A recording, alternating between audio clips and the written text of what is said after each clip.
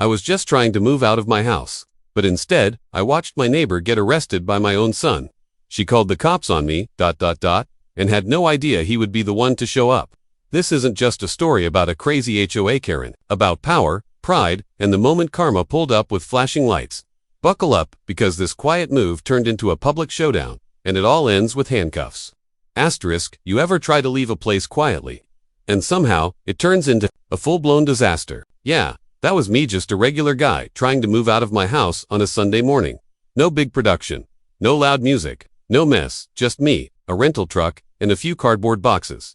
But in my neighborhood, nothing happens quietly, not when Karen's watching. Now before I go any further, let me explain the setup. I've lived in Willow Creek Estates for about 5 years. It's a gated community with picture-perfect houses, strict rules, and an HOA that thinks it's running a military base. Seriously, there's a rule book thicker than a Bible. Grass length, mailbox color, how many cars you can park in your own driveway, everything is regulated. And then, there's Karen. If the HOA is the government, Karen is the dictator. She's not on the HOA board, nope. She's just self-appointed. She walks around with a clipboard like she's got a badge. Watching, recording, reporting. People avoid her like the plague, but she loves the attention. She thrives on conflict. You breathe wrong in front of her house and she file a complaint, so imagine her reaction when I started loading a moving truck at 7 a.m. on a Sunday.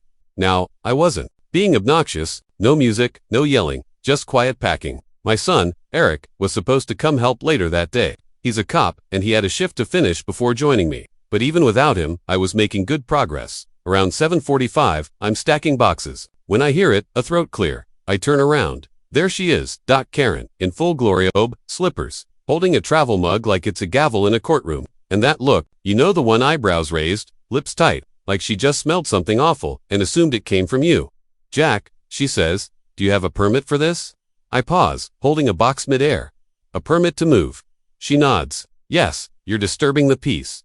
It's Sunday. People are resting. I glance around, the street is quiet. Nobody's out. No one's complaining. I set the box down gently. I'm just moving. Karen, I didn't realize I needed a permit to leave my own house. She scoffs. It's in the HOA guidelines. Section 4, paragraph 3. Any scheduled moving must be submitted to the board 48 hours in advance and only take place between 9 a.m. and 5 p.m. I blink. It's 7:45. I'm moving quietly. I'll be gone by noon. Doesn't matter. She snaps. I've already contacted the HOA and the non-emergency line. If you don't stop now, I'll escalate it. I'm standing there thinking, is this real? Is she actually threatening to call the police because I'm moving out early? I decide to do the mature thing. Karen, with all due respect, I'm not blocking the road, I'm not making noise, and I'm not causing any harm. Please let me finish. She glares.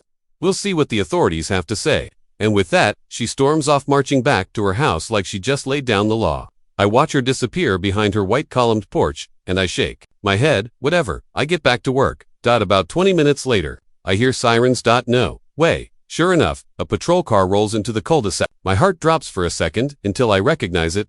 Eric, my son. He gets out of the car, sees me, and grins. Morning, Dad. You causing trouble again? I laugh. Apparently, HOA Karen called the cops on me for moving. He chuckles and checks his tablet. Dispatch said someone reported an unauthorized move. Potential noise violation. I figured it was something dumb, but protocol's protocol. And right on, Karen emerges again, clipboard in hand, sunglasses on like she's a celebrity catching paparazzi. Oh good, she says, striding over. Officer, thank you for responding so quickly. This man is breaking community regulations. Eric looks at me, then back at her. Ma'am, this is my father. She blinks, caught off guard. Oh, well, that doesn't change the rules. Officer, he is still violating HOA protocol. Eric stays professional. Ma'am, I understand your concern, but this is not a criminal matter. There's no municipal ordinance against moving at this hour, and I don't see any disturbances. Everything looks orderly. Karen's nostrils flare. So you're not going to cite him? Eric raises an eyebrow. No, ma'am, because no law has been broken. She steps closer, voice rising. This is unacceptable. You're abusing your position. I step in. Karen, he's doing his job. You called the cops. He came. Nothing illegal is happening. Let it go. But she doesn't let it go. Oh no, she never lets it go. She pulls out her phone and starts recording. I'm documenting this, she announces. Corruption, nepotism. I'm sending this to the HOA board. Eric sighs. Ma'am, I'm going to have to ask you to step back. You're escalating a non-issue and creating a disturbance. Karen steps forward instead. You can't tell me what to do. I know my rights. At this point, she's getting loud. Neighbors are peeking through curtains. A couple of them step outside, probably thinking something serious is going down. And then it happens. She shoves. Eric, it's not hard, but it's enough. Everything freezes for a moment. Eric straightens. Expression now, very serious. Ma'am, he says calmly. You just made physical contact with a law enforcement officer in the course of his duty. I'm placing you under arrest for assaulting a police officer. Karen's face goes pale. You wouldn't dare. I would, Eric says, pulling out the cuffs. And right there on our peaceful little street, in front of a moving truck and stunned neighbors, gets arrested by my son. The same son she just tried to lecture about HOA rules. They say karma moves slowly, but sometimes she shows up in a patrol car, wearing sunglasses, and handcuffs your nosy neighbor before breakfast.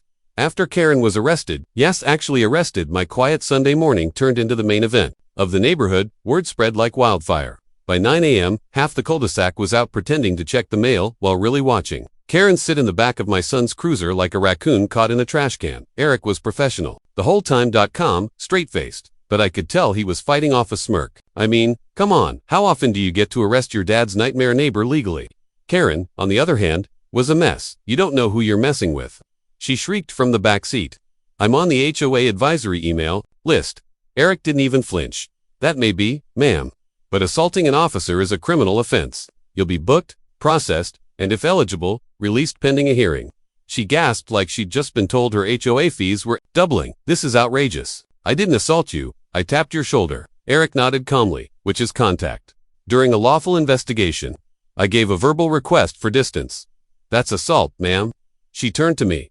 Jack, tell him to stop this. You can't let your son do this. I just shrugged and lifted another box into the moving truck. Karen, you brought this on yourself. Maybe next time, don't call the cops unless you're sure you didn't break the law first. She screamed something unintelligible as Eric gently closed the back door of the cruiser. Now, here's where it gets even crazier. You'd think the story ends there, right? Nope. The HOA board president, a guy named Mr. Chandler, retired dentist.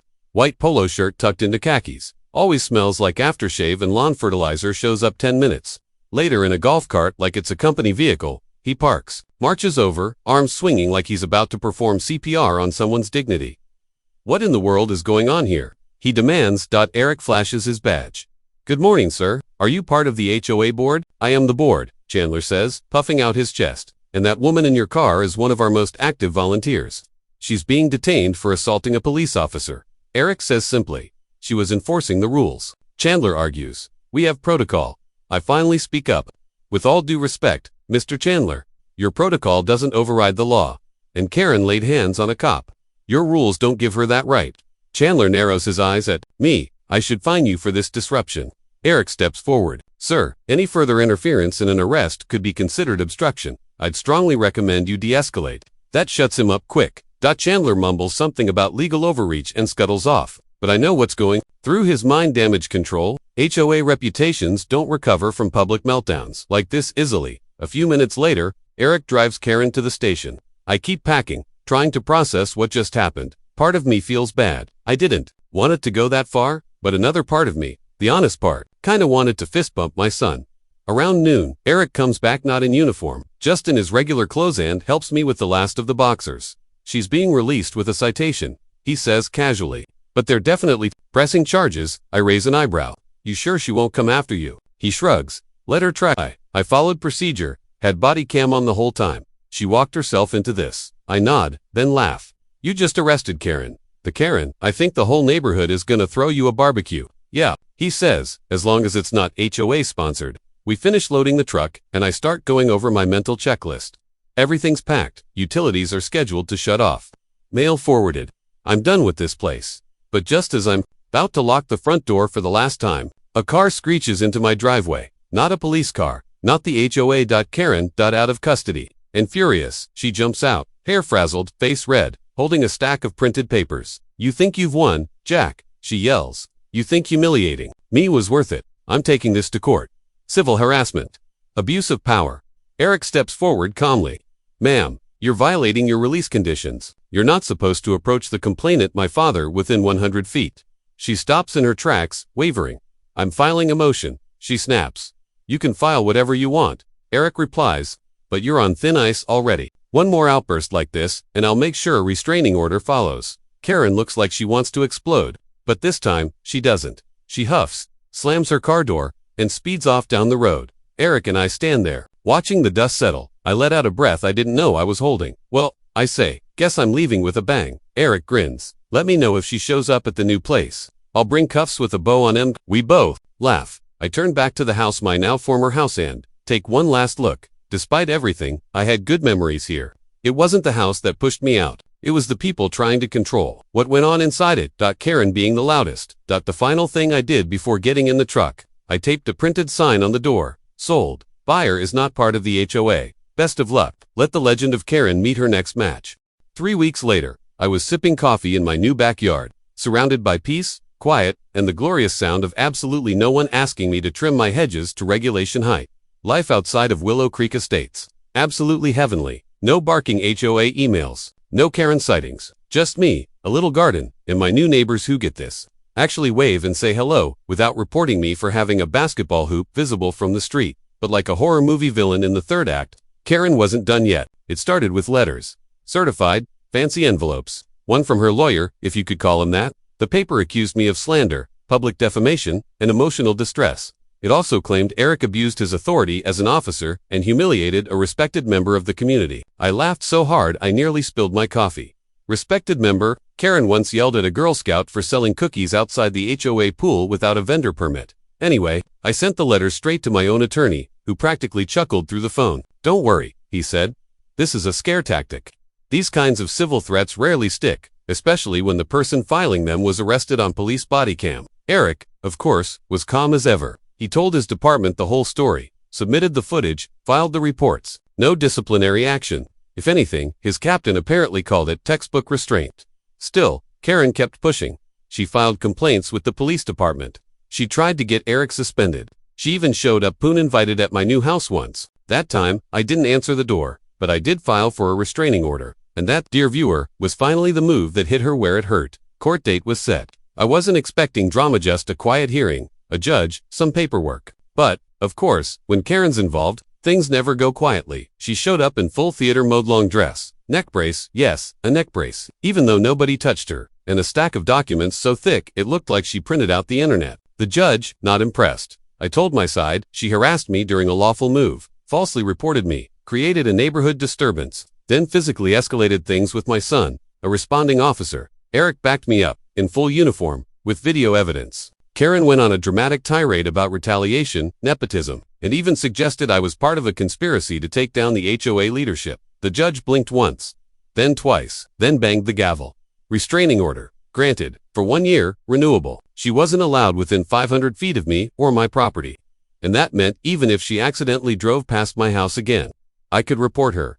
After the hearing, Eric and I stood outside the courthouse. You know, I said, for a quiet move. This turned out louder than I expected. Eric grinned. Honestly, one of the more satisfying arrests I've ever made. He paused. She back off now. The court warning's clear. If she violates the order again, she won't walk away with just a citation next time. I'm not worried, I replied. I've got you on the law on my side. Still, I couldn't help but wonder, what happens when someone like Karen realizes the rules no longer protect them, but instead protect others from them? Well, it turns out, they start turning on themselves. About a month later, I got a call from my old neighbor, Frank. He's a quiet guy, keeps to himself, but apparently, after Karen's very public arrest and courtroom loss, the rest of the HOA had enough. Her behavior reflected poorly on the board. She wasn't even officially part of it, yet acted like their enforcer. And after the footage of her arrest made its way onto a local neighborhood Facebook group, uploaded anonymously. Of course, public opinion turned sour fast. HOA elections rolled around. Karen didn't even make the ballot. And Mr. Chandler voted out. Frank told me they've since revised their guidelines. Less restrictive, more lenient. We don't want another Karen situation, he told me. People actually want to enjoy their homes now. Imagine that. So, in a weird way, the whole chaos did some good. It took a bad situation, a nosy neighbor, drunk on imaginary power, and turned it into a wake-up call for the entire community. Now I've got a new house, new friends. My garden's thriving, and I even joined my new neighborhood committee. Not an HOA, thank goodness. Just a casual monthly potluck, where people bring cookies and talk about fence repairs and who's hosting the 4th of July fireworks. It's normal, healthy human, but just in case, I've got one rule. If anyone shows up with a clipboard and a list of violations, I'm calling Eric. And yes, he's still got the cuffs. Asterisk, so what's the moral here? Don't mess with people who are just minding their business. HOA rules don't trump actual law. If your son's a cop, maybe don't assault him in public while yelling about email chains.